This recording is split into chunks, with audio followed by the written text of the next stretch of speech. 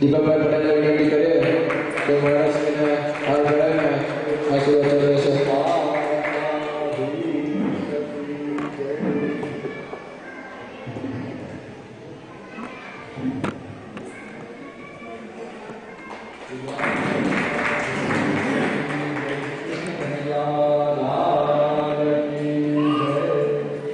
આપણે આ શ્રીમદ ભાગવત કથાનો લાભ લીધો, એમાં પણ આપણે સેવા પ્રાપ્ત થઈ છે. તો શ્રી કનુભાઈ પટેલ તરફથી આપણને 11,000 પ્રાપ્ત થયા છે. વેદપુર બુક શોપ 5,500 આપણને પ્રાપ્ત થયા છે. રાજાભાઈ સેવકભાઈ ફેમિલી તરફથી આપણને 11,000 પ્રાપ્ત થયેલા છે. અને આપણે સર્વે 3 દિવસ આ લાઈવ સ્ટ્રીમ કરી અને શ્રીમદ ભાગવત કથાનો લાભ લીધો હશે.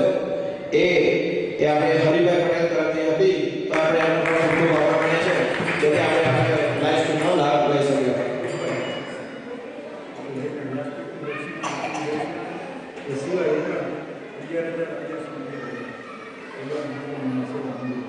આપણે મારા તરફથી 11,111 સિલિંગ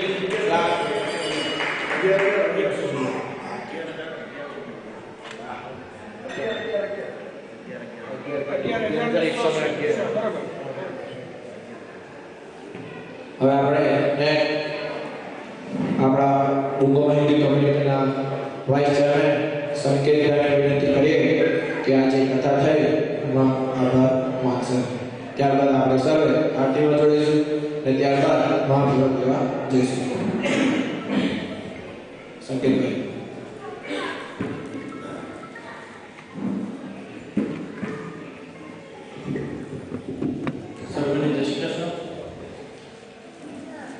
મારા ખરેખર 3 દિવસનો બહુ આનંદ કર્યો. એમાં આજે એવું લાગે કે વાસ્તવિક પ્રશ્નને લઈને આવી ગયા ત્યાં અને ગામને પણ ખરેખર ધન્યવાદ કે તમે ટાઈમસર આવ્યા અને જે બી તમારો જે ફાળો હોય આપ્યો. હિન્દુ કોમ્યુનિટી વતી હું તમને બધાનો આભાર માનું છું. ધન્યવાદ. Thank you. અને બસ આપણે કથાનું આયોજન કર્યું તો હવે સમય પણ વધારે થયો છે, પણ વિશેષ સમય ન લેતા એક મનની વાત કરું. पीर पर्वत से बिगड़नी चाहिए ये हिमालय वाली गंगा हमारे गुरुओं में बहनी चाहिए. मेरा मकसद सिर्फ हंगामा करना नहीं था, मेरा मकसद सिर्फ हंगामा खड़ा करना नहीं था, ये सूरत भी बदलनी चाहिए. बस सितारों को आंखों में महफूज रखना, दूर दूर तक अंधेरा ही अंधेरा है. मुसाफिर हम, मुसाफिर हो आप, फिर किसी बात पर मुलाकात होगी. મને તમે ભગવાન ઠાકોરજી પાછા આવા સત્યમાં માટે વેલાવલા જોડે ભગવાનના ચરણમાં પ્રાર્થના. બસ વિશેષ કરતા એ આયોજનની અંદર જે કોઈ વ્યક્તિએ સહકાર આપ્યો, કમિટી અને ગ્રામજનો ચેરમેન સાથે બધાએ આભાર માન્યો છે. પણ બ્રાહ્મણ તરીકે હું સૌને સાધુ રાખું છું અને ભગવાનના ચરણમાં પ્રાર્થના કરું છું કે આપણા ભૂમિમાં ગામની અંદર બસ અવારનવાર વારંવાર સત્કર્મ સાંભળીએ, ભગવાનનું ભજન થતું રહીએ, વધારે ભગવાનનું ભજન થાય, સત્સંગ થાય અને સારા સારા લોકોના આપણે આશીર્વાદ મળે. અસ્તુ. જય શ્રી કૃષ્ણ. આવો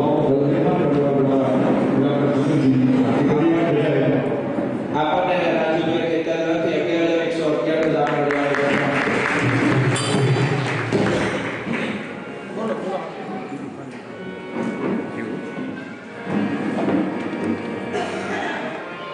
શ્રી કૃષ્ણ કનૈયા